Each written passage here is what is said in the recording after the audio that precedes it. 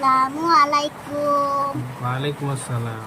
আব্বা, কবরত লাশ রাখার পর আল্লাহ করবে।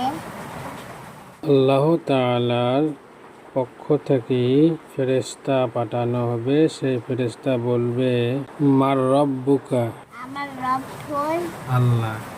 আল্লাহ। কি কওয়া লাগবে? আল্লাহ।